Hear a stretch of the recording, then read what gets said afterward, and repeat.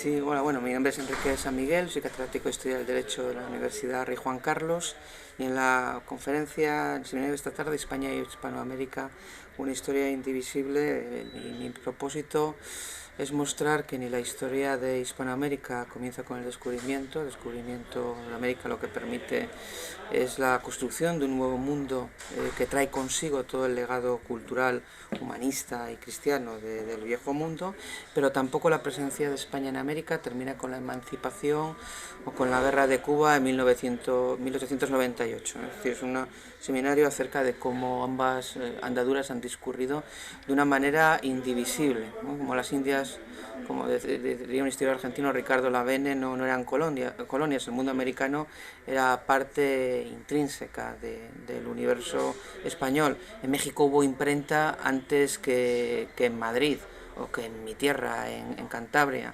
En México o en Santo Domingo o en Lima hubo universidad antes que en Zaragoza o que en Oviedo o que en gran parte de España. La universidad y la imprenta que lleva siempre la Iglesia consigo a todas partes son dos testimonios de hasta qué punto la construcción de ese nuevo mundo se hizo de manera armónica con la propia construcción de España como proyecto común, como proyecto nacional. Bueno, estas son algunas de las ideas fuerza que quiero hoy compartir y muy especialmente 8 días después de que con la celebración de la Fiesta Nacional de España algunos elementos históricos que parece que van de suyo o eran evidentes, pues están sometidos a cuestionamiento. Es decir, es un buen momento para volver a reflexionar sobre estas materias. Bien, queridos amigos, vamos a empezar un nuevo seminario en la UCV, en la Universidad Católica, un seminario de muchísimo interés, sobre todo de interés desde el pensamiento, de interés desde la universidad, y estos días se ha podido mostrar, ¿no? Es decir, el Día del Pilar, alcaldesas de España diferentes personas decían que no querían celebrar un genocidio. Entonces, claro, estábamos ya preparando un poco esto, pero aún nos sentimos como más urgidos a ver de qué genocidio se trataba. No conocíamos nosotros tal evento histórico, ese genocidio, conocíamos más bien pues, que se habían creado universidades, catedrales, que se habían mezclado los españoles con otras personas y que evidentemente no podemos tener un presentismo, que es una herejía grandísima, histórica, y es pensar en el pasado desde hoy, hay que situarse en aquel momento histórico, pero justamente hablar de genocidio en un proceso histórico y además desde las coordenadas que conocemos, pues lógicamente nada está plenamente bien hecho y lógicamente habría errores y grandes errores, pero creo que aquí lo que hace falta es citar a los historiadores, citar las fuentes, citar a hermenéuticos que han dedicado mucho tiempo a este tema. Bien, y entonces va a llevar este seminario don Lucas Montojo, que justamente viene de América, ha pasado un año en América, está haciendo su tesis doctoral sobre temas también hispanoamericanos y realmente es un colaborador de la universidad permanente ahora, y un poquito ahora después va a introducirnos en este seminario, pero de entrada yo quería deciros que es muy importante para todos nosotros reflexionar sobre temas que forman parte de la estructura esencial de nuestro propio proyecto, del proyecto de España.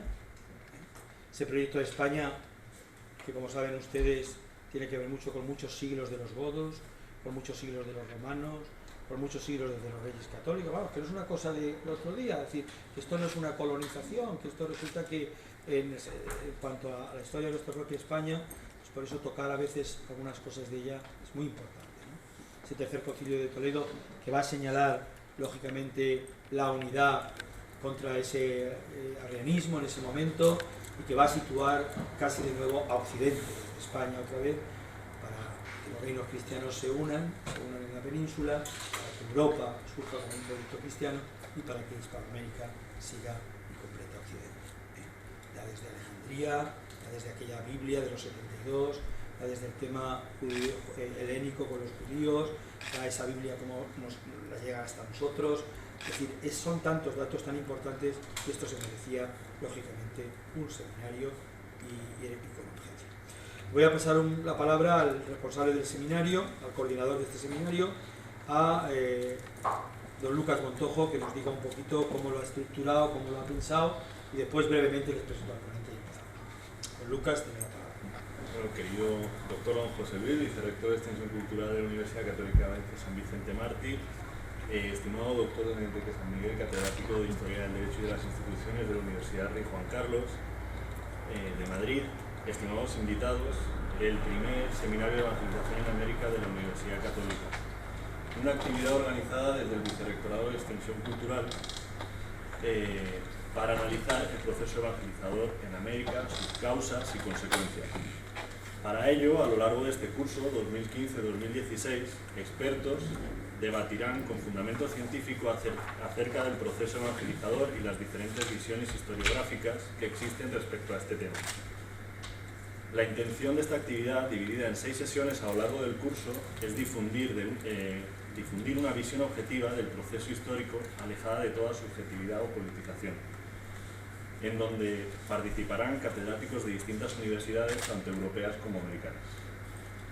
El seminario de evangelización se inaugura con la conferencia de hoy a cargo del doctor don Enrique San Miguel, titulada Hispanoamérica y España, una historia indivisible, y continuará el jueves 12 de noviembre, donde el doctor San Miguel volverá a intervenir con la conferencia La América Española en el cine y en la literatura. El martes 15 de diciembre, el doctor don Guillermo Macías Graue, catedrático de Historia de Occidente y titular de la Cátedra Juan Pablo II de la Universidad Anáhuac, México Norte, participará con la conferencia La llegada de las órdenes mendicantes a la Nueva España. Y en enero publicaremos las 3 últimas sesiones del seminario, donde ya se completarán las 6 sesiones que completan el seminario, donde participarán otra vez los investigadores tanto nacionales como internacionales. Solo me queda agradecer su asistencia a la sesión inaugural y esperar que disfruten de esta y las próximas sesiones, que espero que nos acompañen.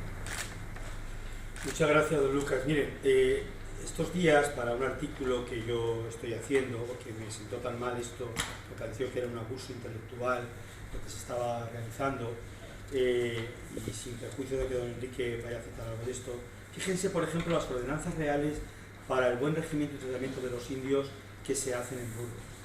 Después de que una mujer pariere, críe su hijo hasta que sea de 3 años, sin que en todo este tiempo le manden ir a las minas, ni hacer montones, ni otras cosas en que la criatura reciba perjuicio, so pena de que la persona tuviese indios de repartimiento y así no lo cumpliere, incurra en 6 pesos de oro. O sea, fíjense, en 1500, a una mujer que tenía un niño, se pedía 3 años de que lo pudiera criar y que se le ayudara con pesos de oro para que fuera posible. ¿No les suena a usted casi a estos días?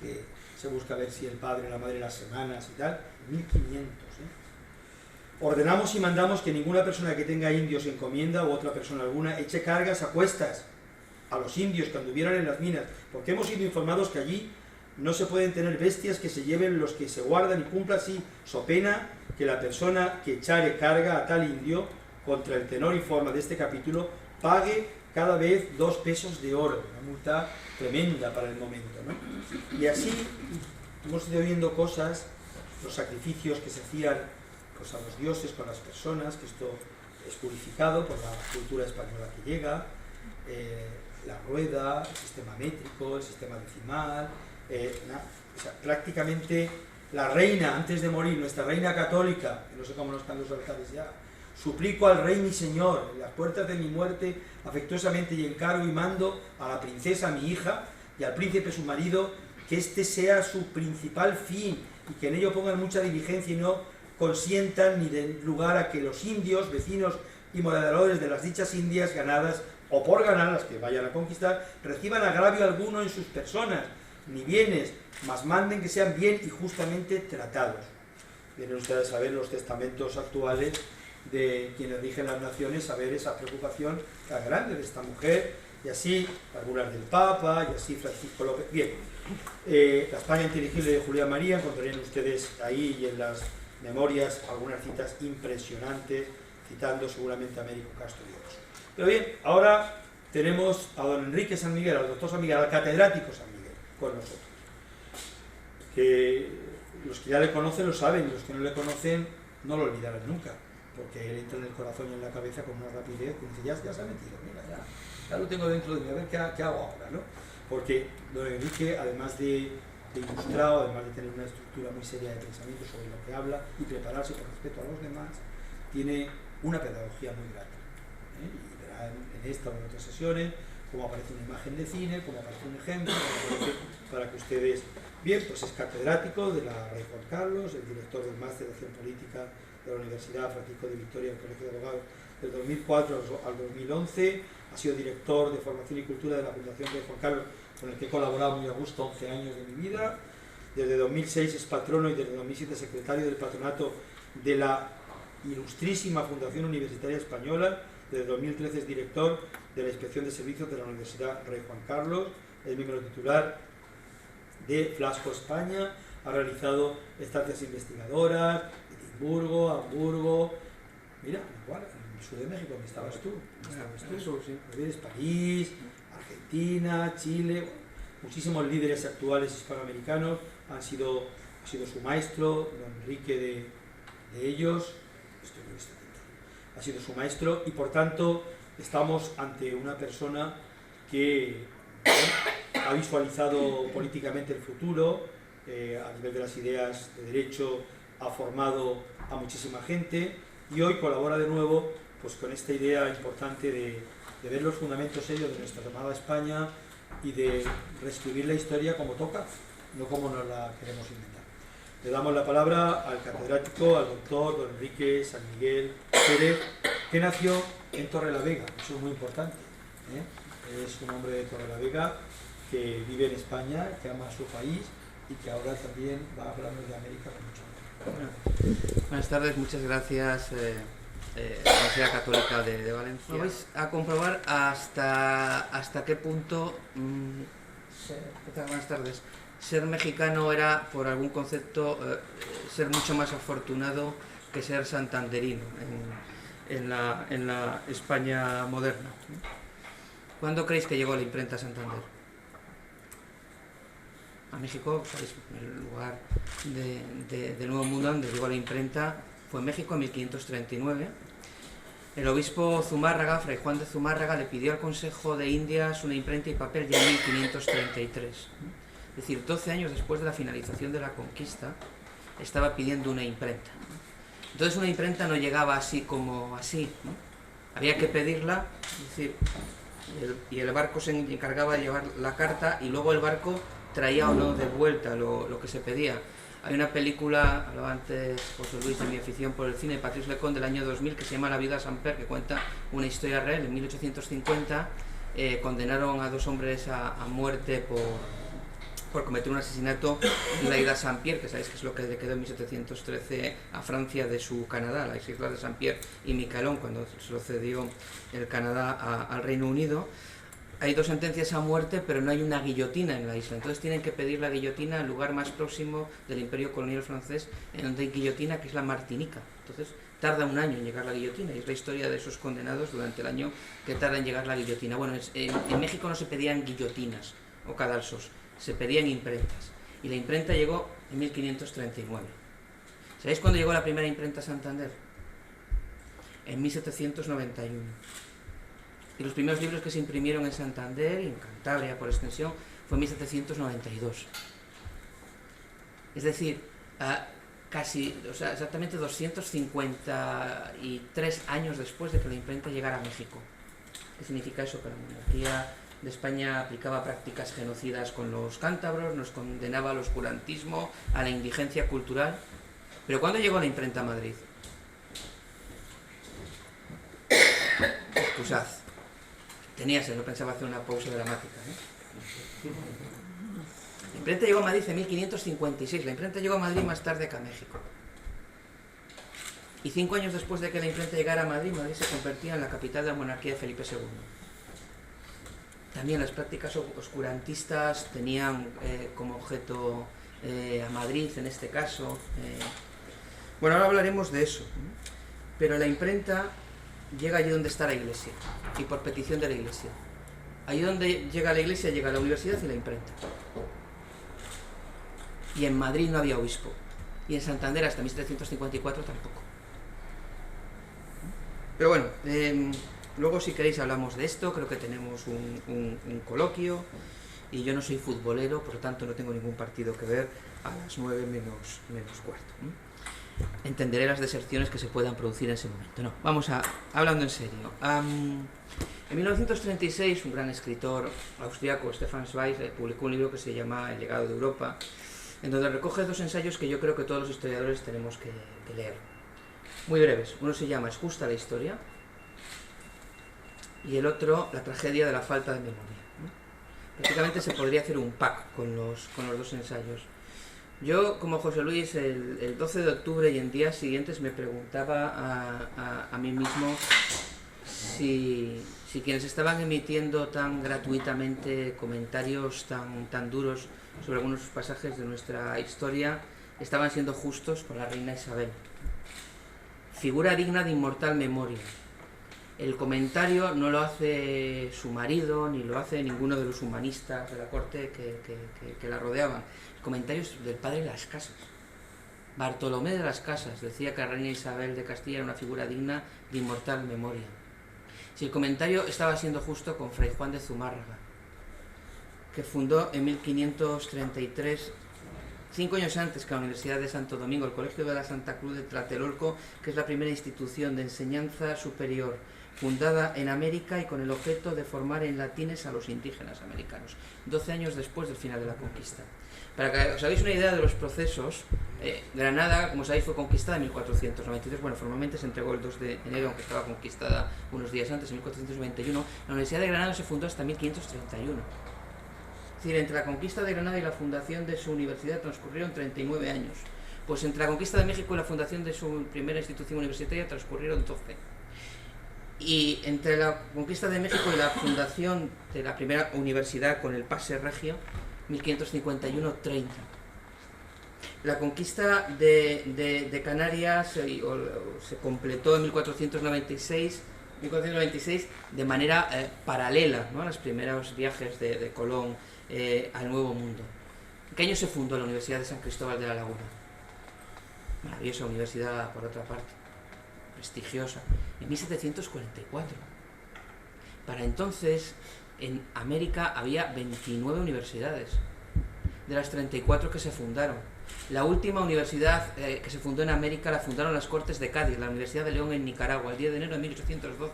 España llegó fundando universidades y se marchó fundando universidades.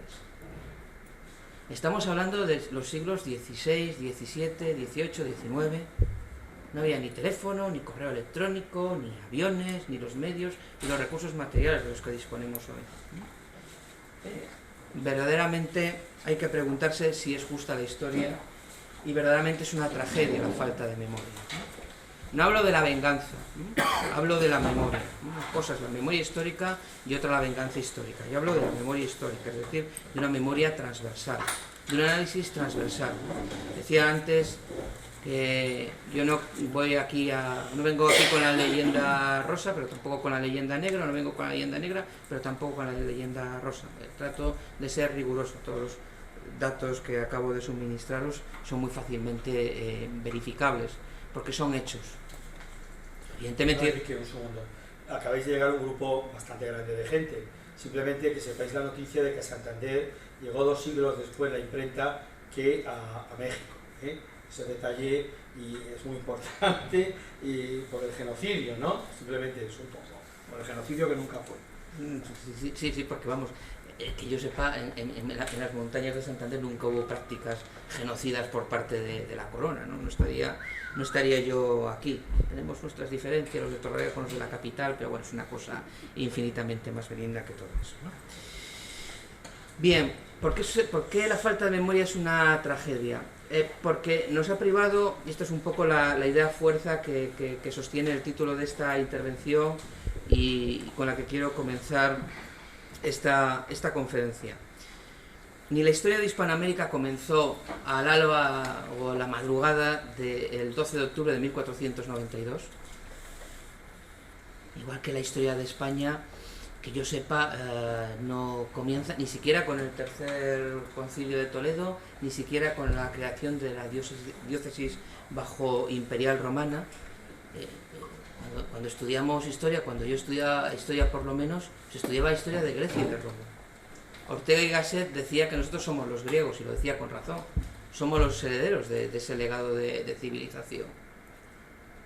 Con mucha razón, nuestros conciudadanos del otro lado del Atlántico, hispanoamericanos, iberoamericanos, pueden decir, y con mucha justicia, que ellos son los españoles. No es una retrueca, no, digamos, retórico, no es un ejercicio de la captatio benevolentia, ni...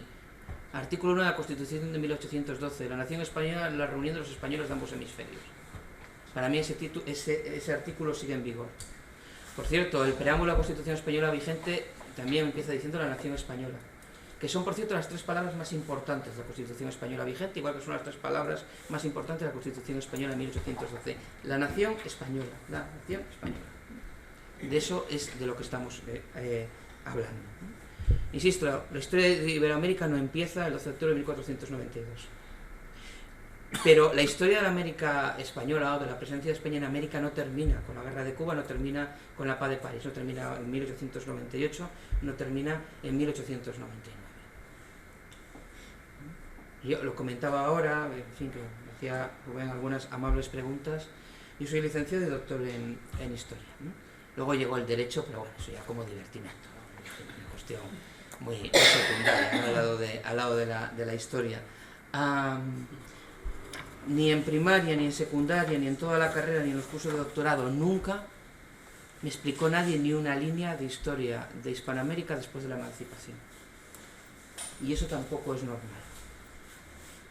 Y ahí tenemos una laguna. Evidentemente hay buenísimos especialistas en historia de América durante y después de la emancipación, el Departamento de Historia de América, politólogos que han estudiado, en fin, con enorme rigor el sistema político, institucional y partidario de las repúblicas hermanas de Iberoamérica, pero yo creo que la comunidad historiográfica española tiene que hacer una reflexión en este sentido. Sí, los escolares españoles, los estudiantes españoles tienen que ser que vienen a San Martín. Entre otros motivos, yo he visto su hoja de servicios española en donde sigue siendo la sede de su regimiento en Buenos Aires. Se distinguió en Bailén y participó en más de 100 hechos de armas durante la Guerra de Independencia. Bolívar se casó en la iglesia de San José en Madrid. De la misma manera que el ejército que vence en Maturín a Bolívar en 1814 eran llaneros, en donde prácticamente el único peninsular que había nacido en Asturias, pero a los 15 años había ido a Venezuela, era Boves, y el ejército realista en Ayacucho en 1824, el ejército del virrey de la Serna, de 9.300 soldados, se calcula que de la península provenían 500, los 8.800 soldados restantes del ejército realista provenían de la propia América, y en su mayor parte eran indígenas americanos. Bueno, todo eso es parte de España, y los combatientes en esos ejércitos son parte de la historia de España, ¿no? Es decir, la historia de España en América no puede terminar en 1898. Ahora hay elecciones en Argentina, elecciones presidenciales en octubre, probablemente haya 2 vueltas, pero otras figuras como Mauricio Macri, como Sergio Massa, como Daniel Scioli, es decir, nos tienen que resultar familiares. O sea, la historia de Iberoamérica después de la emancipación, la historia de las 20 repúblicas iberoamericanas es parte de nuestra propia historia, y lo tiene que seguir siendo aquí y ahora. No podemos permanecer indiferentes al itinerario de estos países. Y en este sentido se cometieron errores. En 1783, en la paz de París, el Reino Unido reconoció la independencia de las llamadas 13 colonias, es decir, los nacientes Estados Unidos de América, todavía no sabían muy bien cómo se iban a llamar. El rey Jorge III, hasta su muerte en 1820, el hombre enloqueció, como sabéis, pero seguía refiriéndose a los territorios de América como las colonias o las 13 colonias. Pero reconocer la independencia y establecer relaciones diplomáticas fue lo mismo. La relación fue muy problemática. Hubo una guerra entre Estados Unidos y Gran Bretaña a comienzos del siglo XIX, pero probablemente el establecimiento de una relación adulta entre ambas instancias políticas independientes explica la ayuda estadounidense a Gran Bretaña durante la Segunda Guerra Mundial, y en definitiva que el mundo occidental aguantara frente a la agresión bárbara del totalitarismo nazifascista estalinista, que es la misma cosa, durante la Segunda Guerra Mundial. Por lo tanto, ni la historia de la América española termina en 1898, ni la historia de Hispanoamérica comienza en 1492. Porque ¿qué es esta Hispanoamérica que se crea, que se construye a partir de 1492?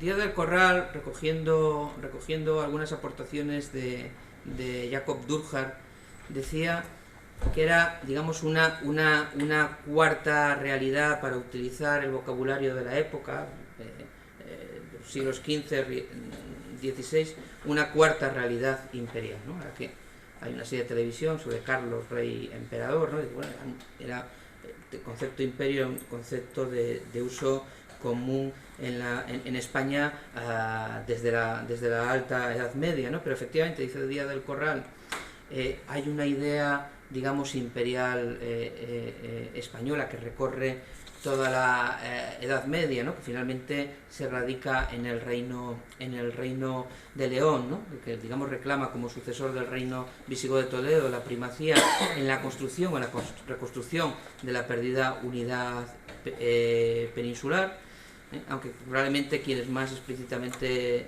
o algunos de los reyes que más explícitamente se distinguen en cuanto a la idea de España, tenéis el libro maravilloso de Maraval sobre el concepto de España en la Edad Media, sean el rey Jaime I y su padre, el rey Pedro II de Aragón. Hay una idea imperial, que más que imperial es universalista, pontificia, es decir, el poder católico universal, por definición, es el que representa la Santa Sede. Y hay lo que Durkheim llamaba el imperio apolíneo, ¿no? Que es concepto renacentista de orden, ¿no? de construcción perfecta, ¿no? Que finalmente adopta como suya, ¿no? Carlos V, no por casualidad, pues quiere ser coronado por el Papa en Bolonia como emperador. Digamos, hay tres conceptos imperiales. Bueno, digamos que la América que nace a partir de 1492 sería esa cuarta dimensión, ¿no? De esa realidad universal, de esa realidad imperial. Porque ¿cuál es el valor, digamos, añadido que aporta la gestación y la consolidación de la construcción hispanoamericana? Pues el verdadero comienzo de la historia. Hay dos grandes acontecimientos en la historia. Uno no tiene parangón, es la venida de Dios a la tierra, es decir, el nacimiento de Jesucristo, la presencia de Jesucristo entre nosotros. Vivimos todavía en el año 2015 de la era cristiana, ¿no? Es decir, es un acontecimiento que parte aguas. Pero digamos, el gran acontecimiento de la historia universal, digamos, protagonizado por seres humanos concretos y solamente humanos y radicalmente humanos, es la gesta americana, ¿no? En fin, que recurra a este término no exento de épica, pero analizad lo que hicieron los españoles entre 1492 y 1550, 1560, 1570, y es ciertamente asombroso. Pero lo importante es que el mundo cobró conciencia no virtual, no especulativa, no filosófica, no reflexiva, sino conciencia real, conciencia plena de cuál era su verdadera entidad. Vosotros os dais cuenta, oís pasado la idea del mundo que tenía un valenciano. Los torralavegueses todavía no existíamos, entonces Torlavega era un corral, ¿no? Pero los santanderinos, los madrileños en 1450, ¿dónde se terminaba su mundo? ¿Cómo era ese mundo? ¿Por qué? ¿Y cuándo nace la historia? ¿O qué es la historia? Entre los griegos y latinos existía la historia. Evidentemente había grandes historiadores. Pero ¿cómo era la historia para ellos? ¿Cuál era la verdad que aspiraban a conocer? Hay un libro maravilloso de un pensador, no precisamente cristiano, Michel Foucault, la verdad, y las formas jurídicas, explica muy bien, ¿no?, a qué verdad podían acceder los griegos, ¿no?, la verdad a la que podía acceder un Edipo, por ejemplo, ¿no?, que era a la que los dioses querían que pudiera acceder. La historia nace cuando cobra significado, cuando adquiere sentido, cuando adquiere un objetivo. Todo eso nace con el cristianismo. Y todas las grandes construcciones históricas posteriores, las construcciones idealistas, las construcciones del materialismo dialéctico también, es decir, beben de esa fuente. Hasta entonces, es decir, la historia no tenía dirección, no tenía sentido. Hay un ensayo muy bello del año 49 de un gran pensador cristiano, personalista, Emmanuel Mounier, sobre este tema, Fe cristiana y civilización, ¿no? Como los griegos estaban condenados, los romanos, como iban poniendo acontecimientos unos al lado de los otros, bueno, el mito del eterno retorno, ¿no? Al final, la explicación de los procesos históricos era siempre recurrente. A partir del cristianismo, claro que la historia tiene un sentido, tiene sentido nuestra historia concreta como seres humanos pensados, cada uno de nosotros, desde el principio de los tiempos y hasta el final de los tiempos por Dios, pero tiene sentido el itinerario de la civilización. Y además, dirá un religioso protestante y premio Nobel de la Paz en 1984, el obispo Desmond Tutu, lo mejor de todo lo bueno que ha sucedido es que puede volver a suceder, ¿no? Protestante, por cierto, no católico, ¿no? Es decir, que se instala en la visión cristiana, pues la esperanza, ¿no? Y con la esperanza la certeza, ¿no?, de la salvación, ¿no? Bueno, el acontecimiento del descubrimiento y la conquista y la evangelización es esa experiencia de plenitud histórica. Lo es para España, pero lo es para el mundo. Es decir, el mundo accede a la plenitud histórica, a la plenitud de la experiencia histórica, a la racionalidad de la experiencia histórica. Si uno tiene sentido de la historia, tiene una mirada estratégica. Juanjo Laborda, que fue presidente del socialdemócrata español, que fue presidente del Senado entre 1989 y 1996, le encargó una historia del Senado a don José María Jover. No creo que Jover necesite mucha presentación en Valencia, ¿no? Y le preguntó a don José María cuál era la diferencia entre los constituyentes de 1931, fijaba las cortes de la constituyentes de la Segunda República, Ortega, Marañón, Pérez de Ayala, el propio Azaña, Fernando de los Ríos, Julián Besteiro, una potencia intelectual extraordinaria, ¿no? Entre esas cortes y las de 1978, la respuesta de Jover fue que los constituyentes de 1978 sabían mucha más historia. Iros al Departamento de Estado de los Estados Unidos, está lleno de historiadores.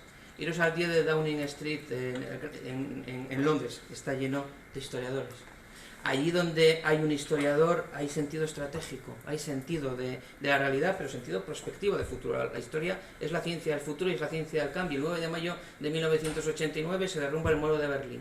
19 días después, el canciller de Alemania presenta un plan ante el Bundestag de 13 puntos para conseguir la unidad de Alemania. 19 días después, cuando todo el mundo dice que está chalado, que eso es imposible, que eso no se va a conseguir en 100 años. ¿Cuál era la formación del canciller de Alemania? Que era ese canciller de Alemania, Helmut Kohl, de profesión. Historiador. Y doctor, además, doctorado con una tesis sobre la historia de su partido, la CDU en su Land, en Renania-Palatina. Pero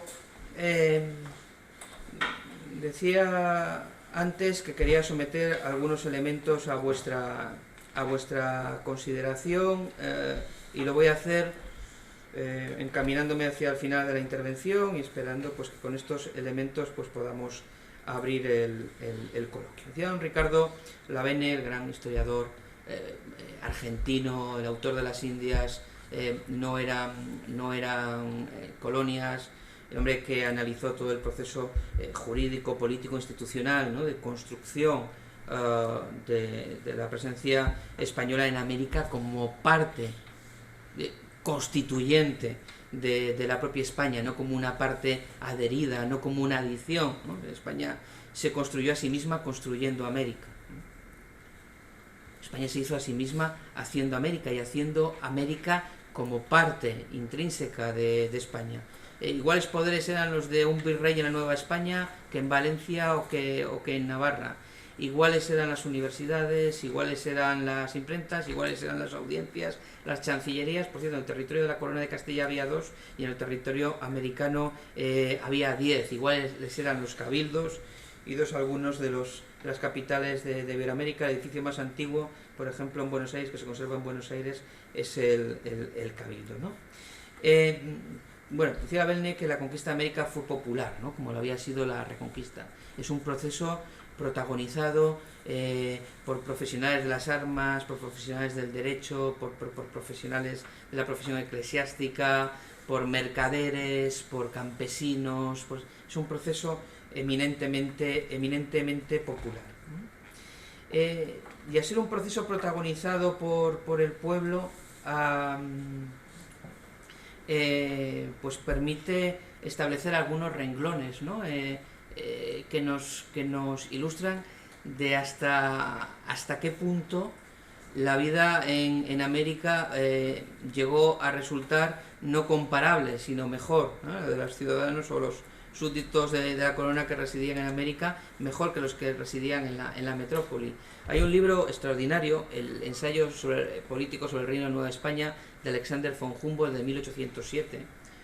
Alexander von Humboldt es el hermano de Wilhelm von Humboldt, que fue el fundador de la Universidad de Berlín en 1810, la Universidad de Berlín que se constituyó en el modelo de Universidad de la Aufklärung, ¿no? de la Ilustración, el modelo de universidad que luego se aplicó en toda Europa durante los 2 siglos siguientes, el modelo de universidad alemana, pues que produjo 17 premios Nobel entre 1918 y 1933, pero que también un modelo de universidad que no supo contener la irrupción del nazismo, ¿no? En fin, modelos universitarios y modelos universitarios. Bueno, von Humboldt, que es un ilustrado, por lo tanto no precisamente un hombre pródigo en elogios hacia las monarquías absolutas, observa que un minero en México ganaba 6 veces más que un minero en Sajonia. Observa que la riqueza media en la Nueva España era, en términos de salario, un 30% superior a la riqueza en la metrópoli. Un trabajador en la Nueva España cobraba 10 pesos, un trabajador medio en la metrópoli cobraba 7. Observa que todo el centro de México ha sido pavimentado, se ha alcantarillado, se ha culminado el actual Zócalo, se ha culminado la catedral, que sabéis que empezó con unas trazas, tenía que ser una réplica de la catedral de Sevilla porque era la más grande de toda la cristiandad, pero las dificultades de cimentación son tan grandes que la hacen un poco más pequeña. No sé si habéis estado en México y habéis visto la catedral, no es más que la hicieron un poco más pequeña que la de Sevilla, una catedral verdaderamente portentosa, pero es que al lado de la catedral está el palacio virreinal, enfrente está el cabildo, y es decir, prácticamente la estructura del Zócalo estaba ya definida a finales del siglo XVIII. Observa que se ha abierto una nueva plaza en donde se ha colocado un retrato ecuestre de Carlos IV, el famoso caballito, que dice que después del Marco, la escultura ecuestre de Marco Aurelio en la Plaza del Campidoglio en Roma es probablemente el más grácil, el más hermoso de las esculturas ecuestres que existe en todo el mundo occidental.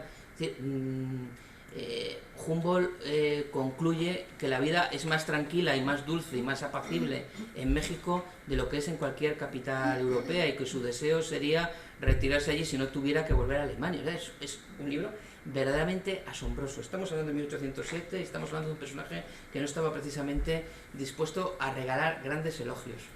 En ese México se representaban óperas con regularidad.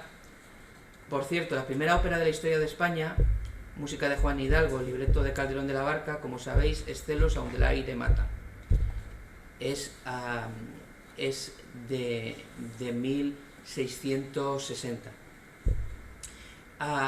La primera ópera que se escribe y se representa en América La púrpura de la rosa es de 1701, de Tomás de Torrejón,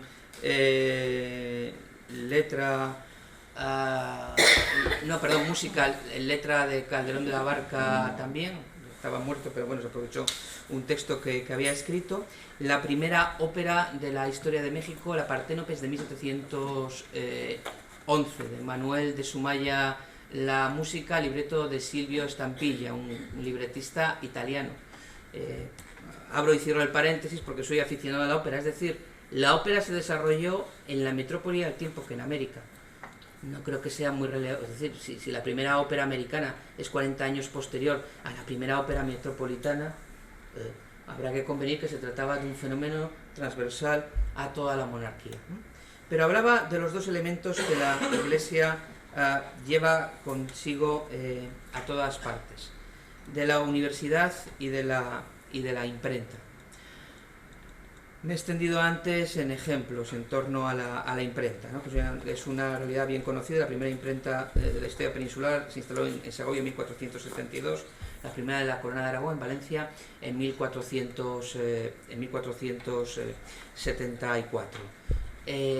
Insisto, se pide una imprenta en 1533, empieza a funcionar en México en 1539. Insisto en el dato, ¿no? Algunos os habéis incorporado más tarde, en el dato universitario. Me gustaría añadir algunos elementos. La Universidad de Valencia es de 1499, la Universidad de Sevilla es de 1505, la Universidad de Granada, ya lo dije antes, de 1531, el Colegio de la Santa Cruz de Tlatelolco, 1533, es decir, inmediatamente 2 años posterior, la Universidad de Granada, la Universidad de Santo Domingo, de 1538, 1542 la Universidad de Zaragoza, 1551 la Universidad de Lima, que es unos meses anterior a la Universidad de México, la Universidad de Oviedo, 1574, la Universidad de Palma de Mallorca, que como Valencia y como Zaragoza es capital del reino, no estamos hablando de cualquier ciudad, o sea, Zaragoza, Valencia y Palma de Mallorca son capital del reino, 1691. Bueno, pues antes de que hubiera universidad en Palma de Mallorca, lo hubo en Manila, 1645. Es decir, el desarrollo de la institución universitaria fue transversal a ambos lados del Atlántico. Insisto, como la imprenta, porque estaba la Iglesia. Donde está la Iglesia, está la universidad y la imprenta. Perdón que me repita, pero para mí ha sido el gran hallazgo de preparar esta intervención, uno de los grandes hallazgos de preparar esta intervención. Y concluyo, llevo 35 minutos hablando, pero concluir me va a tomar algunos. Diréis, bueno, en fin, has hecho una selección de fuentes que te convenía, ¿no? Como buen historiador, ¿no? Como buen profesor, uno pone en clase o en una conferencia los ejemplos que le convienen. ¿Habéis oído hablar de José de Vasconcelos? Secretario de Educación Pública, secretario de Instrucción Pública con el presidente Álvaro Obregón. Para que nos entendamos, el hombre como secretario de Educación Pública entre 1921 y 1924 patrocinó todo el muralismo mexicano. Todos los murales que quizá habéis visto en el antiguo colegio de San Ildefonso, en la prepa, ¿no? En la escuela preparatoria, o que quizá habéis visto en el Palacio Virreinal, actual Palacio Presidencial de México, Distrito Federal, ¿no? Murales que brinda una interpretación pues de la conquista de América sumamente crítica, ¿no? Con la actuación de España o de los conquistadores españoles. Bueno, en 1937 Vasconcelos publica una breve historia de México. La historia en cuestión tiene como 600 páginas, pero bueno, él la considera breve. Yo me permitiría leeros algunos fragmentos de esa breve historia de México. Por fortuna fueron españoles los que primero llegaron a nuestro suelo, y gracias a ello es rica la historia de nuestra región del Nuevo Mundo, como no lo es de la zona ocupada por los puritanos. Imagine quien no quiera reconocerlo, José de Vasconcelos, ¿qué es lo que sería nuestro continente de haberlo descubierto y conquistado los musulmanes? Las regiones interiores del África actual pueden darnos una idea de la miseria, la esclavitud, la degradación en que se hallarían nuestros territorios. Otro fragmento de la breve historia de México de Vasconcelos. yo decir, no sé si podéis leerla en su conjunto, no he hecho una selección particularmente sangrienta o que venga en auxilio de mis tesis. He tratado de ser lo más, en fin, realizar una selección lo más representativa posible del pensamiento de Vasconcelos, insisto, el patrocinador de Diego Rivera, de José Clemente Orozco, de Jean Charlot, de David Alfaro Siqueiros, del muralismo mexicano. Ingresamos en las filas de la civilización bajo el estandarte de Castilla, que a su modo heredaba el romano y lo superaba por su cristiandad. Y es inútil rebatir siquiera la fábula maligna de una nacionalidad autóctona que hubiera sido la víctima de la conquista primero y más tarde de nuestra nacionalidad mexicana, es decir, hispano-indígena. Nada destruyó España porque nada existía digno de conservarse cuando ella llegó a estos territorios, a menos que se estime sagrada toda esa mala hierba del alma que son el canibalismo de los caribes, los sacrificios humanos de los aztecas, el despotismo embrutecedor de los indígenas. Lo dice Vasconcelos, no yo. Y no fue un azar que España dominase en América. En vez de Inglaterra o de Francia, España tenía que dominar el Nuevo Mundo porque dominaba en el Viejo, en la época de la colonización. Ningún otro pueblo de Europa tenía en igual grado que el español el poder de espíritu necesario que llevar adelante una empresa que no tiene paralelo en la historia entera de la humanidad, epopeya de geógrafos y de guerreros, de sabios, de colonizadores y de héroes, que al ensanchar el dominio del hombre sobre el planeta ganaban también para el espíritu las almas de los conquistados. Inició Cortés la destrucción de los ídolos. Tremendo Cortés, el de Carlos Rey Emperador, ¿no? Buena interpretación de José Luis García Pérez, por cierto. Aunque yo creo que la mejor actriz que tienen, que es Laia Marul, la tienen a la pobre haciendo de Juana la Loca, porque, en fin, algunos se ponen a Blanca Suárez a hacer de Isabel de Portugal, bueno, sigo. Y sobre, muy mona la chica, pero en fin, como actriz, en fin, mejorable, ¿no? Me supongo que molesta más Puigcorbé haciendo Mercurino de Gatinara, ¿no? Pero eso es otra historia, ¿no? Y sobre este procedimiento se han derramado muchas lágrimas de eruditos fariseos. Si la destrucción de los ídolos hubiese sido tan sostenida como se afirma, no estarían los museos llenos de ellos. De mí sé decir que aún reviven en mi ánima el sagrado impulso que se propuso acabar con toda aquella mitología grotesca y cruel para erigir sobre ruinas que ya no se levantan una cultura nueva, vigorosa y limpia, progresiva y cristiana. La nueva religión, dice Vasconcelos, desde un principio fue factor de síntesis y sigue siéndolo. Pero las condiciones en que el cristianismo se desarrolló entre nosotros fueron diferentes de las que halló en Europa. Aquí no solo el indígena, también el europeo se sintió desgarrado. Ello se debió a la situación geográfica sin precedentes.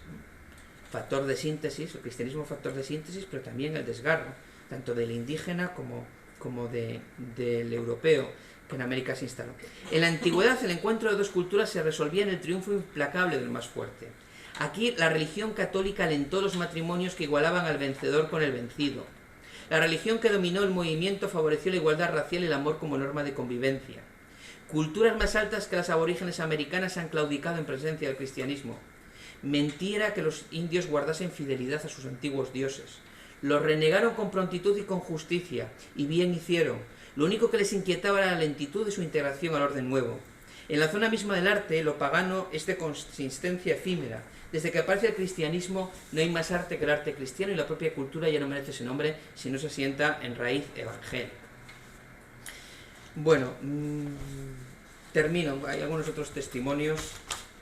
La síntesis lograda por la obra misionera del Nuevo Mundo es notable no solo porque de dos razas disímiles hizo una nueva que penetró para siempre en la cultura cristiana, sino porque para los propios españoles fue motivo de fusión y de unidad.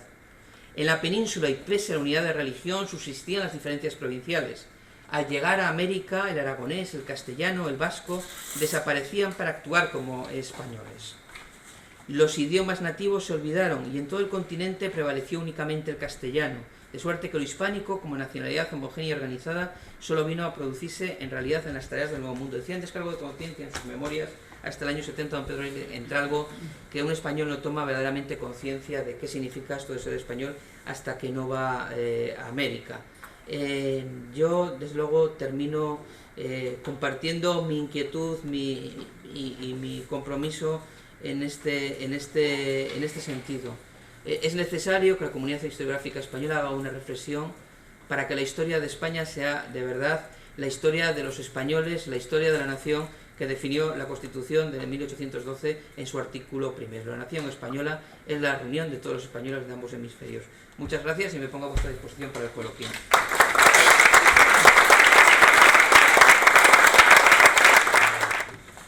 Hace unos días, leyendo Unamuno, me encontré que el señor rector de Salamanca, socialista, comentaba que España nunca debía de haber ido a América. Decía que España, es una cita que incluso es a favor, siendo socialistas, un hombre, como sabéis, que lucha por encontrar la fe, que tiene unas ideas. De hecho, por ejemplo, entre otras cosas, Unamuno dice: si yo tengo sed, en algún lugar tiene que haber agua. Es decir, es un hombre que toda la dimensión existencial cristiana la lleva como drama en su vida. Pero él dice que después de haber vivido España como vivió, unas guerras tan profundas de los reinos, de tal, cuando podía haber hecho como otras naciones europeas, quedarse, replegarse sobre sí misma y cuidarse y tener más fuerza, ella va a América y se desangra. Esto es muy bonito. No el que no tenía que haber ido, sino este relato. Es decir, es verdad, España había vivido unas guerras tremendas en Castilla, las había vivido con todo ese proceso histórico, ¿no? Ese proceso histórico que es España, es un proceso histórico, y se desangra. Entonces yo veo un poco que, claro, se desangra porque tú de alguna manera lo has indicado.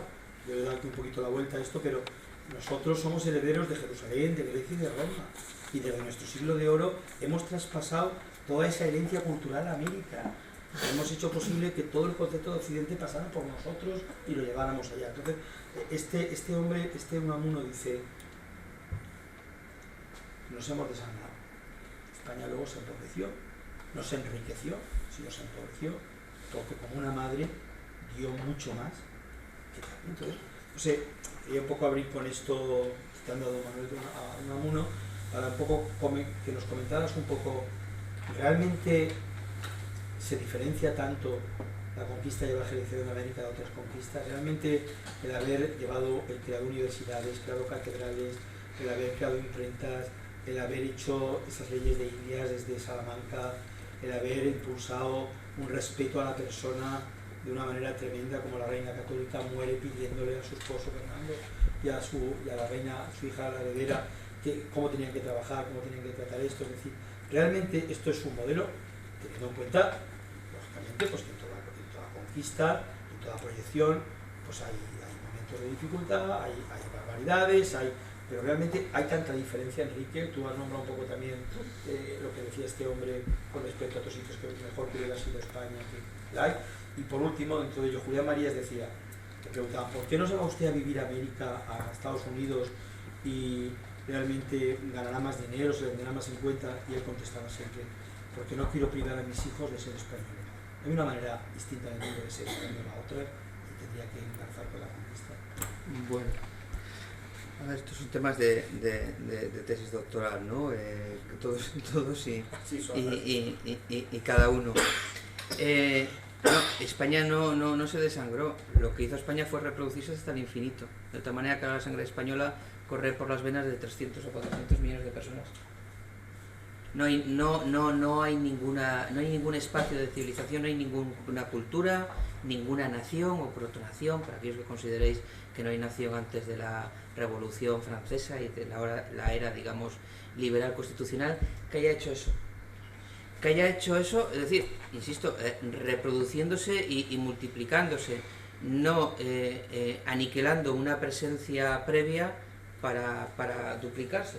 Es lo que hace la cultura anglosajona en los Estados Unidos y Canadá, salvo en la provincia de Quebec, o es lo que hace la cultura francesa en Quebec, ¿no? Donde, bueno, sí que se conservaron más pueblos indígenas al norte, pero es el único caso de mestizaje de una potencia europea, de una nación europea de la historia.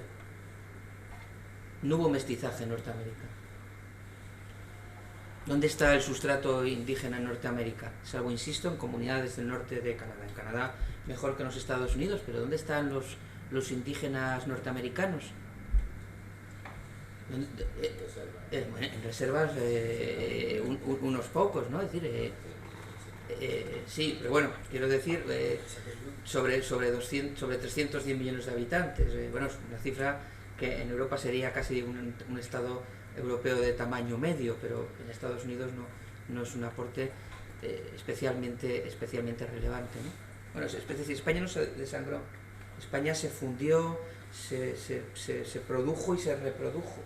Y España es ahora, España late ahora pues en 300 o 400 millones de corazones. Esto de la sangre tiene y del corazón tiene su importancia. Esta mañana explicaba en clase la declaración de 9 de mayo de 1950, cuando le envía el cable Robert Schuman a Konrad Adenauer con la propuesta de declaración de 9 de mayo, y Konrad Adenauer le responde por cable también, y no le dice precisamente: le comunico en nombre del gobierno federal que tengo el gusto de... El cable de respuesta de Adenauer a Schuman dice: le digo que sí y de todo corazón. El corazón tiene su importancia y a la historia, el corazón tiene su importancia en la política, ¿no? Así que primero que todo, decir, la multiplicación de España, el placer el placer que produce recorrer Hispanoamérica, que produce recorrer Iberoamérica, ¿no? Y escuchar los 1000 acentos que allí cobra la cultura española. La cultura española en su integridad. No es que esto fue una empresa castellana. Fray Juan de Zumárraga era vasco, aunque dicen que nació en Durango en vez de en Zumárraga, ¿no? Pero bueno, Corona de Castilla. El primer obispo de México, obispo de Tlaxcala, 1525, 4 años después de la finalización de la conquista, 4 años después de la finalización de la conquista, hay un obispo. Julián Garcés era aragonés. Y por daros un dato, el escultor del caballito de la estatua ecuestre de Carlos IV, que como arquitecto terminó la Catedral de México, el último gran urbanista de la Ciudad de México, Manuel Tolsá, era valenciano, concretamente de Enguera. Es decir, creo que hay una presencia de las Españas en esa empresa, ¿no? Así que, en primer lugar, España no se desangró. En segundo lugar, lo digo y lo repito, ¿no?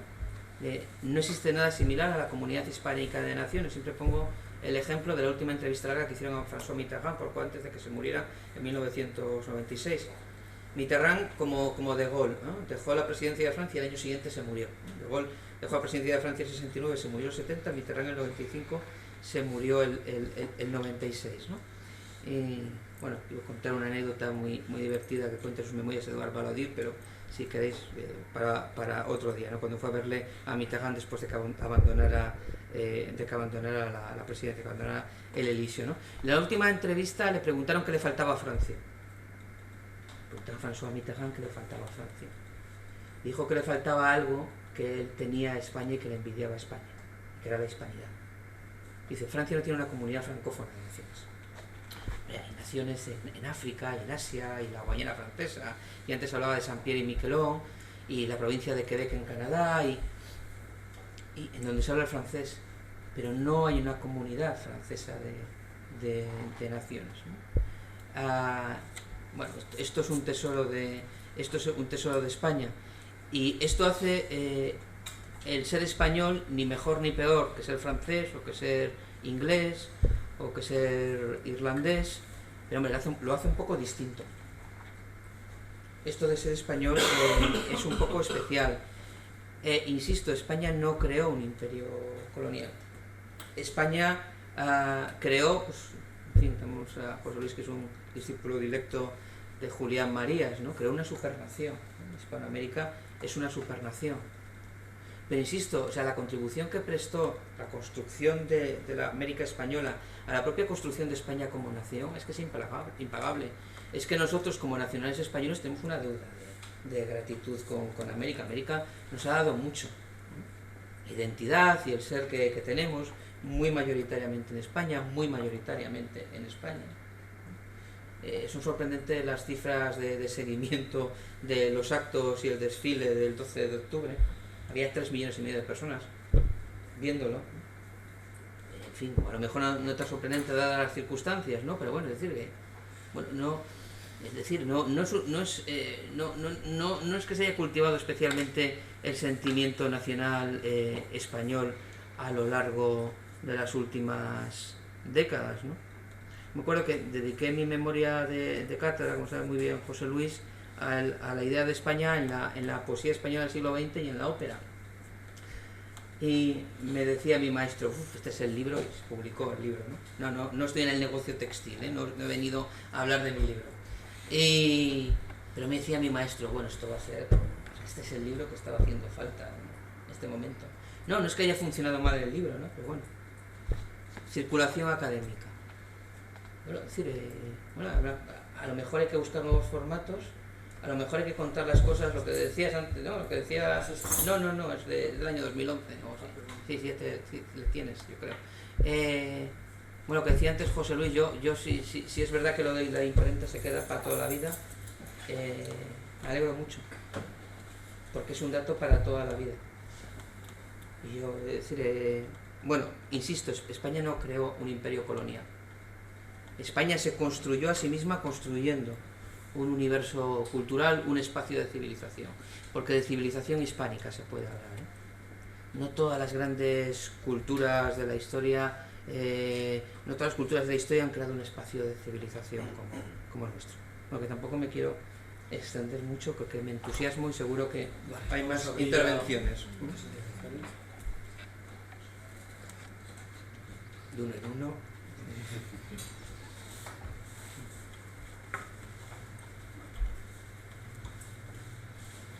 Bueno, pues yo para romper el hielo, Enrique, darte las gracias por tu intervención. Luego retomar que es una idea, que ya se ha repetido, y lo ha repetido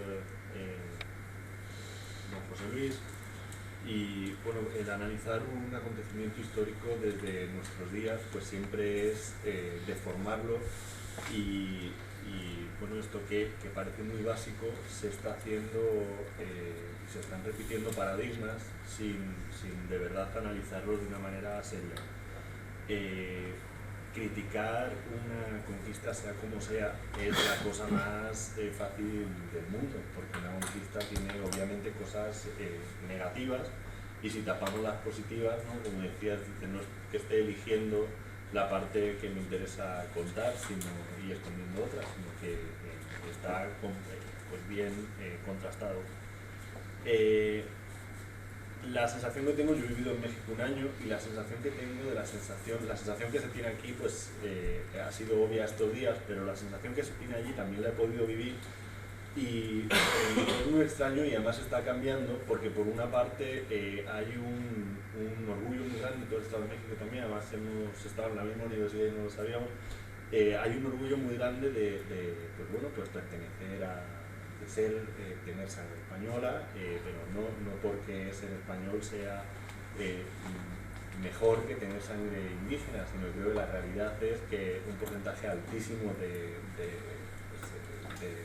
Hispanoamérica en la actualidad tiene esta mezcla, una mezcla que en España tenemos muy asimilada porque somos hijos, y lo tenemos muy claro, de judíos, de musulmanes, de íberos, de todo, de absolutamente todo, y es una mezcla que no necesitamos analizar porque la tenemos muy interiorizada, ¿no? Pensar que somos más españoles y más puros por pensar que somos íberos es una ridiculez, somos, ¿no?, hijos de todo. Y ahora parece, y solo hay que analizar el Museo de Antropología de la Ciudad de México, que cuando fui me quedé sorprendido. En el Museo de Antropología se ve que se representa todos los pueblos que ha habido y que el Imperio Azteca fue aglutinando, y no de una manera amistosa, pues porque también fue una conquista, la del Imperio Azteca, y bueno, los españoles no conquistan México porque fueran más guapos ni más listos que los indígenas, sino porque el indígena estaba sometido también y estaba hasta el gorro de Moctezuma, o sea, es una cosa lógica, ¿no? Y se alía con el español porque de una manera de zafarse del poder del mundo. Bueno, entonces en el Museo de Antropología, y ya para acabar, lo que me parece extraño es que empiece con los primeros pueblos que deambulan por la zona del Valle de México, y acabe con la llegada del español, que no lo representa de una manera clara, sino que aparece pues una pila bautismal hecha con una especie de ídolo prehispánico, y un altar donde se han reutilizado piedras de otro edificio, que esto es algo que también se ha hecho mucho en la historia. Yo soy de Toledo y te encuentras, si ves un muro, te encuentras piedras de todas las épocas posibles. O sea, también criticar eso es un poco ridículo. El tema es que se entiende, y además con todo esto de los muralistas que comentaba, que hay como un intento institucionalizado de limpiar o de filtrar, ¿no? Y decir que ser mexicano es el ser indígena, ¿no? Quitando un poco la parte española y muchas veces también criticándola, y me parece que es una tristeza, no sé si tú también lo has visto en México, pero me parece... Siguiendo lo que dice Lucas, yo creo que tendría que haber una tesis doctoral, hablando de tesis doctorales, que la FUE se encargara de promocionar, ¿no? Que nos dijera, nos daría mucha luz, cuándo empieza intelectualmente el tema del indigenismo. Que Lucas no ha concluido lo que ha dicho muy bien dicho, ha dicho una gran verdad que falta una conclusión. Dice, pensar que en España pues, no somos frutos de romanos, de godos, de cartaginenses, y sin embargo aquí no hay ninguna reivindicación indígenas. A ver cuáles fueron los primeros, ¿no? Es decir, si realmente en Montezuma tenía sometido a una serie de gente y llega la conquista, por lo visto, en algunos imperios fue rapidísima por eso, porque la aportación era nueva. Julián Marías escribe, citando a algún historiador, que los propios padres llevaban a las hijas porque les parecía que era gente como más refinada, más especial, más para ellos, es decir, una mezcla, encima una mezcla, ¿no?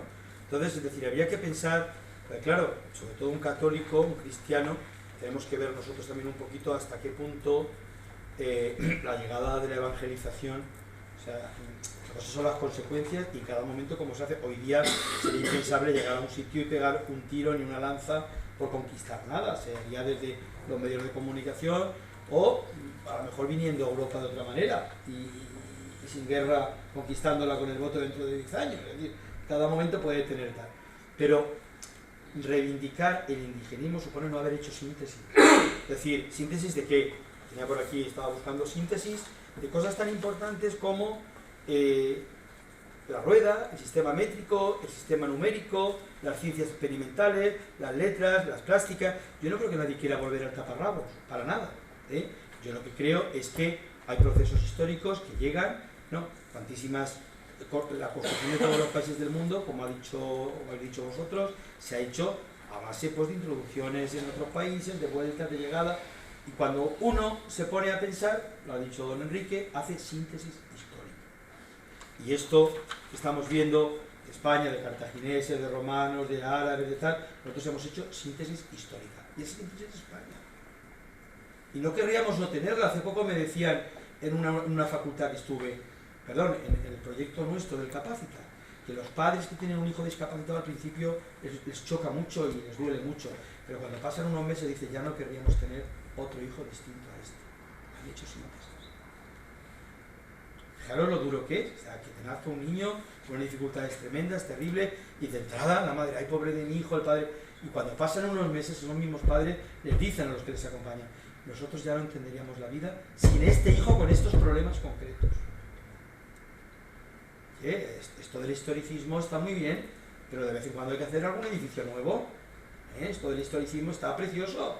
Conservemos la calle Colón todo igual, conservémosla, pero de vez en cuando el minimalismo tendrá que entrar por algún lado para poder seguir la historia, para poder seguir el proyecto histórico. Entonces, por supuesto, yo estoy convencido de que todos los atropellos que se hicieran, como nos acaban de comentar, en una conquista, todos son malos, como pasó en España, en tantos momentos de guerra, todos son malos. Pero una vez que se han producido en una posición histórica, en un trabajo histórico, hay que saber hacer síntesis de las aportaciones, como este hombre que tú acabas de leer, no recuerdo el nombre ahora. Vasconcelos. Vasconcelos. Me parece una maravilla esa síntesis histórica porque es lo que el hombre camina a hacer. Entonces, el indigenismo además está volviendo a la religión del mito y no a la religión del logos, cuidado, O sea, el indigenismo está volviendo a Rapel, y no volviendo a los de la imprenta, y no volviendo a los de las universidades, señores. Que esto lo quiero yo decir así en algún sitio. O sea, el indigenismo vuelve al mito, vuelve a Rapel, vuelve a una concepción que nos hemos inventado para dar sentido a alguna cosa. Mientras que la religión del logos, de Grecia, de Roma, de Jerusalén, es la aportación no solamente de Jesucristo, que es lo más grande que nos puede pasar, porque los protones y electrones no tienen capacidad para dar amor, para dar al hombre estética, no la tiene, solo lo puede dar un ser superior que se pueda mostrar desde estas categorías griegas y desde estas categorías del logos, ¿no? Es quiero decir, esto hay que decirlo, porque si no lo decimos, pues nos cambiará la historia completamente y somos una pandilla de asesinos los españoles que nos hemos dedicado a asesinar toda nuestra vida. Es decir, yo el desangramiento de Unamuno es que lo veía más un poco porque de la pobreza que teníamos compartimos mucho. No nos hemos traído tanto, que por cierto parte se lo robaron los ingleses, ¿no? Sino que el hacer catedrales, el hacer universidades, el hacer imprentas, eso supone mucho también, ¿no? De desangramiento y no quedarte en tu propia patria en ese momento determinado. Y por cierto, la riqueza que vino, otra día de correr que los corsarios franceses interceptaron un bajel que venía a España después de la conquista de México, hicieron una selección del tesoro del Moctezuma para obsequiarle al emperador Carlos. Lo interceptaron los corsarios franceses, pues lo llevaron al rey Francisco I de Francia y lo que ordenó fue que objetos de oro, que los fundieran para hacer lingotes de oro. Es decir, que tampoco, digamos que la refinada corte de los castillos del Loira no tuvieron especial sensibilidad hacia las culturas indígenas. A ver, yo dos cuestiones. El elemento de juzgar la conquista con criterios del año 2015. Os doy, no sé, algún dato sobre los siglos XV o XVI. Durante la Guerra de los 30 años, en la región del Palatinado Occidental y en Franconia, el Palatinado Occidental, es decir, la Westfalia todavía más occidental, ¿no? La frontera más noroccidental, la frontera con los actuales Países Bajos, que si ya la atravesáis en automóvil es prácticamente como ir por el páramo de Massa, hay muy poca población allí. O en Franconia, en el norte de Baviera, se perdió un 70% de la población como consecuencia de la mortandad originada por la Guerra de los 30 años. Gollo Mann, el hijo historiador de Thomas Mann, tiene una biografía maravillosa de Wallenstein, el gran general del imperio, en donde explica muy bien las atrocidades que se cometieron durante la Guerra de los 30 años. Pero no hay que irse al siglo XVII. En 1800 se calcula que toda la isla de Irlanda tenía la misma población que España, unos 8 millones de habitantes. En la actualidad España tiene exactamente 10 veces más población que toda la isla de Irlanda, que los 32 condados, los 26 de la República de Irlanda y los 6 que forman parte del Reino Unido. 47 millones contra 4.700.000. Bueno, analizad lo que pasó en Irlanda en el siglo XIX. Analizad lo que pasó en Irlanda en el siglo XIX, por no decir lo que hizo Cromwell durante los 6 meses que estuvo en Irlanda después de convertirse en Lord Protector de la primera Commonwealth, ¿no?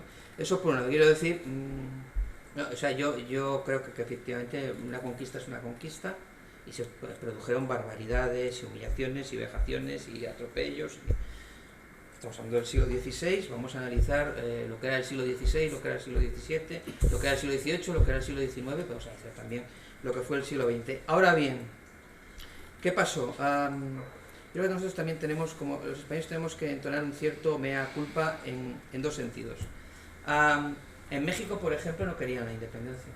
Dice siempre que la conquista la hicieron los indígenas, no los tlaxcaltecas, y la independencia los españoles. El plan de Iturbide era que un príncipe español se convirtiera en rey de la Nueva España o en emperador de la Nueva España, y cuando no fue, que era el infante Francisco de Paula, y cuando eso no se pudo llevar a cabo, pues él mismo se proclamó en emperador, ¿no? Pero hubo una intentona española por reconquistar México al mando del brigadier Isidro Barradas en 1829. Hubo otra intentona de unir México a España en 1845, entre el 45 y el 46, justo cuando estalló, aprovechando el conflicto fronterizo con los Estados Unidos. España, cuando pidió Santo Domingo la anexión en 1861, O'Donnell dijo que muy bien, y unos años después Méndez Núñez recorriendo el Pacífico, la guerra, digamos, del Pacífico con Chile y con Perú. Es decir, España seguía siendo una potencia que representaba una amenaza. España no había reconocido la independencia de la mayor parte de las repúblicas iberoamericanas. Yo creo que se perdió un tiempo precioso, se perdió todo el siglo XIX. todo un siglo XIX donde penetró la influencia de los Estados Unidos, la influencia de Gran Bretaña, la influencia de Francia, no precisamente a favor de una interpretación historiográfica del mundo iberoamericano favorable a las tesis más afines, bueno, a su propia identidad cultural, digamos, a su pertenencia al tronco, al venero común iberoamericano. Y con posterioridad, en el siglo XX, pues en donde las relaciones se han ido normalizando, con dificultades y con saltos en el tiempo y con procesos pues muy traumáticos de exilio, y en fin, bueno, podemos analizarlo si queréis. Yo insisto, yo creo que en España no hemos prestado suficiente atención a la historia de Hispanoamérica durante y después de la emancipación. Y sí, ahora le doy la palabra. Y bueno, hay un trabajo que hacer en este sentido, por lo menos a mí me lo parece, porque la producción científica española tiene mucha incidencia en toda Hispanoamérica. Y porque quiero decir, bueno, tú que has vivido en México un año, pues lo sabes muy bien, Lucas, y en fin, quienes conozcáis las Repúblicas Hermanas de Hispanoamérica lo sabéis perfectamente, ¿no?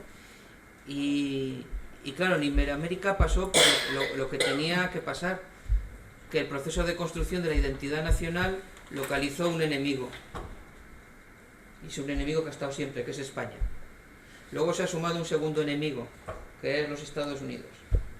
Y cualquier mandatario populista en América Latina, con decir que esto lo quieren los americanos o los españoles, pues ya aglutina detrás de sí. Es decir, Maduro cada vez que se encuentra contra las cuerdas, ¿contra quién carga? Pues si es que es normal. ¿Cuál es nuestro argumentario, cuál es nuestro discurso contra ese populismo? Bueno, es decir, imprenta y universidad, tenemos que trabajar en esa línea. La Iglesia es imprenta y universidad. Hombre, quien lleva consigo la imprenta y la universidad parece que no le tiene miedo al pensamiento. Yo es que creo que salvo, y perdón, sí, yo creo que salvo Julián Marías de algunos hispanistas más, pocos han o sea, allí están deseosos de que se escriba desde aquí. Muchas veces no se hace caso a nuestro proyecto principal, que es la trayectoria principal pasa por América, ¿no? Yo creo, por ejemplo, los libros de Julián Marías, que les dedica tanto, ¿no? Y les hace esa síntesis tan preciosa, teniendo en cuenta, habiendo pasado país por país, descubriendo que hace falta que sigamos trabajando esto, como tú dices, y no lo olvidemos, ¿no? La hispanidad, a pesar de que algunos la han convertido en lo contrario. Sí, este señor quería intervenir. En la primera carta que le dirigiera Colón a los reyes católicos a principios de 1493, daba la definición más poética, más muy bonita, de lo que es el territorio de donde yo procedo. Colón decía: he llegado a un lugar donde el ruiseñor canta en diciembre. Aquí no canta en diciembre nadie. Por algo, nosotros llamamos a nuestra tierra, y no solo nosotros, sino se le llama a nuestra tierra la tierra primada de América. Porque de Santo Domingo sale todo. Sale la conquista de México. Hernán Cortés fue notario en una ciudad fundada por vascos, Compostela de Azua. Y de allá sale todo, la primera universidad, se canta la primera misa. Y todo toda la conquista de lo que se llama el Nuevo Mundo sale del territorio donde yo estoy, nosotros muy orgullosos de eso. Pero también están las primeras sombras. La conquista tiene muchas luces y muchas sombras. Y las instituciones que ayudaron a España o se unieron a España en ese proceso histórico que hoy nosotros lo vemos como si fuese en platea de circo, tuvieron muchas sombras. Por ejemplo, la Iglesia Católica. La Iglesia Católica es la primera institución que por boca de Fray Antón de Montesinos, del dominico Fray Antón de Montesinos, produce una manifestación en lo que hoy llamaríamos los derechos humanos. Cuando Fray Antón de Montesinos preguntó en su famoso sermón de Adviento que si los virreyes, si las autoridades españolas no pensaban y no sabían que esa gente tenía alma, que esa gente eran hijos de Dios y eso. Y fue una reacción increíblemente adversa hacia esa orden. Y al domingo siguiente le exigieron que se retratara y Fray Pedro de Córdoba salió, el jefe de la orden allá, salió a predicar y entonces ahí fue que remachó el asunto. Ahí fue que verdaderamente, y eso, o sea, todo sale de allá, porque la iglesia tiene también mucha sombra. La iglesia, por ejemplo, inicia y se involucra en la trata de negros a través del padre de la casa. La iglesia apoya las encomiendas. La iglesia, por ejemplo, apoya actos tan horrorosos como el hecho de que con la conquista de Cuba es tomado prisionero el cacique Atuey. Y entonces, que ya el padre de las casas lo conocía, cuando es tomado prisionero, el padre de las casas le pregunta a Atuey que si él quería ir al cielo, porque él iba a ser ahorcado. Si quería ir al cielo. Entonces Atuey preguntó si en el cielo había españoles. El padre de la casa le dijo que sí. Dijo, bueno, pues yo no quiero estar con los españoles ni en el cielo. Y entonces se dio orden de que lo quemaran vivo como hereje. O sea, son cuestiones. No es que yo quiera irme a puntos específicos. No es que yo quiera irme a puntos específicos. Pero son cuestiones que yo creo que es muy importante que analicemos a la luz del tiempo. Ya ha pasado, ni somos nosotros los descendientes, los que llevamos un poquito de sangre de indígenas, vamos a llamarla así, pero tampoco son ustedes los españoles, no, ninguno somos responsables ya los responsables están en el barrio de donde no regresan jamás los peregrinos. Yo creo que es sumamente importante y darle, como dice la Biblia, al César lo que es del César y a Dios lo que es de Dios. Gracias. Sí. Hombre, el sermón del padre Montesinos tuvo su reflejo en la legislación española al año siguiente, en las leyes de Burgos de 1512. De los poderes públicos españoles, siempre con la Iglesia como conciencia crítica del proceso que se estaba produciendo. Es verdad que el padre de las casas propuso sustituir a los caribes indígenas por negros provenientes de África durante un tiempo reducido, no fue precisamente un teórico hasta el final del asunto, pero Carlos V ordenó detener el proceso de conquista y colonización de América hasta tanto no le aseguraran los catedráticos de la Universidad de Salamanca que España estaba legitimada para seguir adelante con ese proceso. Bueno, y tenemos toda la obra de Francisco de Vitoria, toda la obra de la Escuela de Salamanca, que es verdaderamente la fundación del derecho de gente, la fundación de los derechos humanos con ese precedente en Montesinos que usted exponía muy brillantemente, la fundación del derecho internacional. Esto en 1542, en la primera mitad del siglo XVI. No hay ningún caso parangonable en ningún país de nuestro entorno. A partir de ahí, brutalidades, vejaciones, horrores, sin duda. Pero yo estoy muy de acuerdo con lo que ha dicho usted al final. ninguno de los que estamos aquí somos responsables directos, somos imputables, ¿no? Es decir, los de derecho al final, no hay y por lo tanto, es decir, somos 21 pueblos, 21 naciones adultas, con una trayectoria independiente ya larga, en el caso de las repúblicas hermanas de Iberoamérica, bicentenaria, como para que de esa manera adulta y responsable y fraterna empecemos a construir juntos nuestra historia compartida. Yo creo que ese es nuestro desafío, es un desafío para generaciones, es un desafío para 100 años de trabajo de la comunidad historiográfica, y que podamos hablar de esto con absoluta libertad y con absoluta franqueza, es decir, científicamente.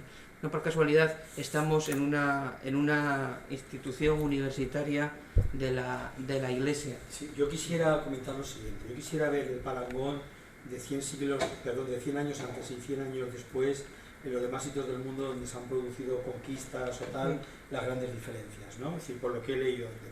Pero yo estuve el año pasado en Santo Domingo, justamente. Es el único país que conozco de la Nueva América. De la Nueva España. Bueno, es el más lindo. El único que conozco. Bien. Y cuando paseaba por las plazas, cuando paseaba por los lugares de Santo Domingo, me encontraba que todo eran monumentos a religiosos. A Fray Miguel de no sé qué, al otro de tal. Y yo pregunté, no, es que los religiosos, un religioso que yo sepa es un católico. Y un religioso que yo sepa es un sacerdote de la Iglesia Católica que en aquel momento pues no mandaban ni nada. Es decir, que fueran justamente ellos los que revolucionaran, y que se les tenga como revolucionarios del país, incluso hasta para la independencia del país, son los religiosos los que claman a gente en aquel momento, ¿no?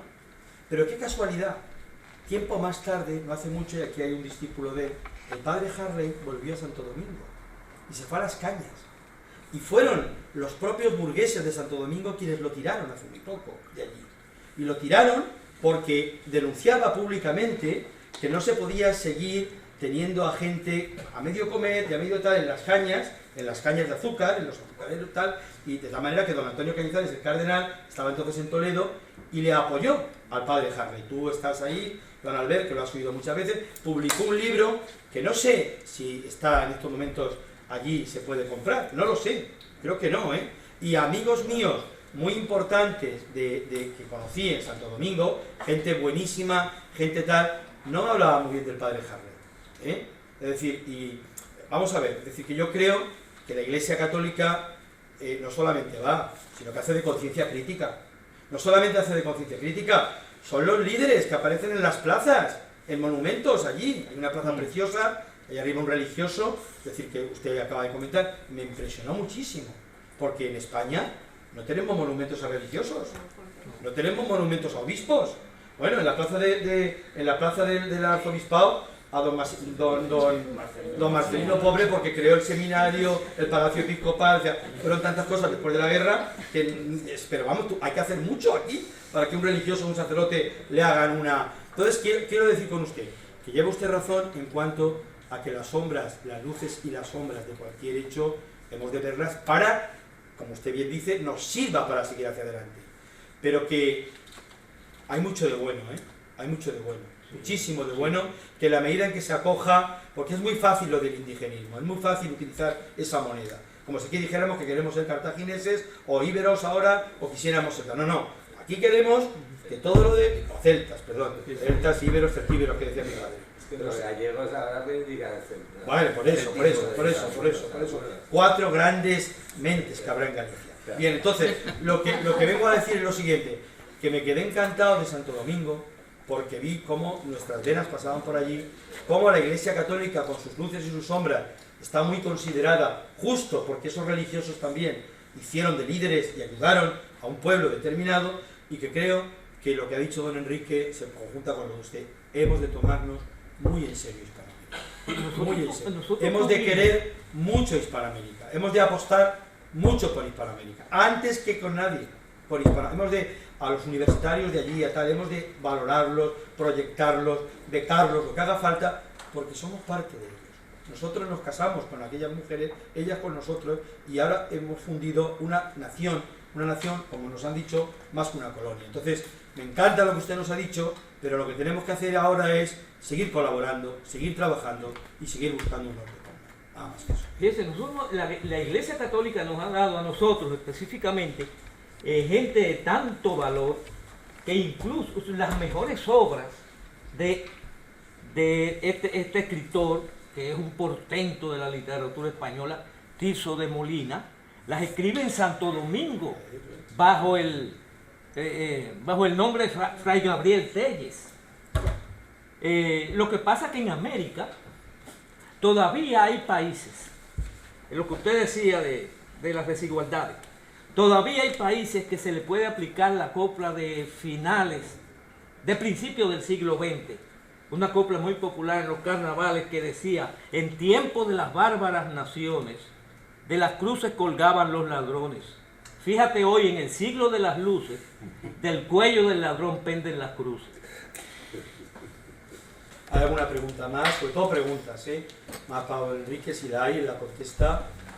Y si no, pues le dejo al director del seminario que lo cierre con algunas palabras bonitas. Perdón, el historiador don Francisco Cardey. Vamos a hablar mucho tiempo, pero voy a ser muy breve. Solamente voy a hacer una pregunta y ya está, Enrique. Y es para subrayar más, bueno, me ha encantado la intervención, por supuesto, ya lo sabemos, la labor de la Iglesia, de la mano de la imprenta, de la universidad, de donde está la Iglesia hasta la cultura, desde luego. Y yo quería subrayar, para no quedarse en el aire, estamos haciendo muchas veces... Por cierto, Paco, que en Santo Domingo hay una universidad de la Iglesia Católica, que la ha tenido hasta hace poco Monseñor Agripino Núñez. Universidad Católica, Madre y Maestra. Que es unos campus impresionantes. De lo más prestigioso. Y el que entra allí sale ministro. Quiero decir, es un sitio donde tal. La Iglesia Católica otra vez más. La Iglesia Católica otra vez más. Y en Santo Domingo, que es el único país que yo he podido visitar hasta ahora. El Señor ha querido que me pasara como a Colón, que pasara primero por el lugar de donde pasó todo. Perdón, sí. Nada, es simplemente que, como muchas veces estamos acusando del presentismo y demás, valorar la obra titánica de la corona española en América. Y entonces, que subrayaras un poquito la dificultad de aquel momento. Y voy a dar dos datos, Enrique puede dar muchísimos más, ¿no? Uno, primero, que pensemos que decimos Europa coloniza las Américas o tal. No, es España y es la corona hispánica la que a través de la Casa de la Contratación va, lo que decía un poco Miguel de Unamuno, ¿no? Desangrando a la gente. Aquí no sé si fueron 100.000 personas las que salieron al final a lo largo de 100 años, o sea que somos minúsculos al lado de todo el continente americano, las Antillas y todo. Es una obra titánica, cómo eso se puede desde aquí intentar gestionar, coordinar. No podemos juzgar a los ojos del presente en muchas ocasiones, es terriblemente, es injusto, cuando el celo de la corona hispánica es el mayor que ha habido por el cuidado y la entrega al lado del Evangelio, evidentemente, acompañados porque son creyentes, y es una evangelización completa allí. Entonces, sobre la dificultad, fijaos el viaje, lo que supone ir desde Sevilla hasta América. ¿Cuánto tiempo tardaban en llegar? Bueno, un poquito que subrayen esto para que nos situemos en lo que supone. Es una labor titánica inmensa que es, vamos, por los abnegarios. No, bueno, sí. No, muy rápidamente. A finales del siglo XVI había, digamos que los hogares de españoles en toda la América hispana eran unos 25.000, habían solo vivido unas 100.000 personas. En Santiago de Cuba había 60 hogares, en Cartagena de Indias había 300 hogares, es decir, la presencia, digamos, española metropolitana era minúscula. No hubieran podido sobrevivir, ni siquiera militarmente hubieran podido aguantar, rodeados de millones de indígenas, si su presencia allí no hubiera tenido más argumentos que los arcabuces o que los caballos o que los perros, que pudieron impresionar mucho en unas primeras fases. En 1590, 1600 ya no impresionaba. Cuando se produce la independencia de las 13 colonias, cuando se firma el Tratado de París de 1783, había unos 2 millones de colonos británicos. Hay que pensar que España en 1500 tenía la mitad, tenía aproximadamente unos 4 millones y medio de habitantes, que era la mitad de la población de Francia, de Italia en su conjunto, de las islas británicas en su conjunto, y menos de la tercera parte del imperio alemán en su conjunto. Es decir, no había potencia demográfica para... Insisto en que realmente la colonización británica, que se desarrolló en 150 años, sentó o consiguió establecer a 2 millones de personas. Las batallas de la Guerra de la Independencia estadounidense fueron verdaderas batallas. Cuando en la isla de Staten se radica el ejército que trata de controlar al de Washington en Nueva York, son 32.000 soldados. España, calcula Kamen, en todo el siglo XVI no envió más de unos 20.000, 22.000 soldados en todo el siglo XVI a América. Durante las guerras de emancipación entre 1808 y 1824 da una cifra bastante exacta, algo así como 25.000 soldados. ¿Cómo vas a sostener un territorio de 10 millones de kilómetros cuadrados? Porque el ejército era indígena. Y si los indígenas en Ayacucho preferían pelear a favor de la corona española que a favor de los líderes criollos, a lo mejor era por algo. Y dejo, digamos, esa digamos, interpretación maligna de la batalla de Ayacucho pendiente, ¿no? Porque era infinitamente preferible depender del rey de España, que estaba al otro lado del Atlántico, que depender de aspirante a dictadorzuelo o a caudillo de turno, ¿no? Las novelas de Horacio Hornblower, hablaré algo sobre esto, ¿no? De Forrester, ¿no? Sobre, en fin, como de Hornblower, hay alguna novela que aporta elementos interesantes en este sentido, ¿no? Entre el proceso de emancipación. Pero vuelvo a repetir, hubo más argumentos que el militar. Y la presencia allí, bueno, es decir, tanto la llegada como la instalación, heroica. Bueno, Lucas, creo que no, vas a cerrar. Nada más, para concluir, darte las gracias, Enrique, que no nos conocíamos, y bueno, pues invitar a la próxima sesión del seminario el 12 de noviembre, en 15 días, que se les convocará, y ojalá podamos contar con ustedes. Y muchas gracias. Gracias a vosotros.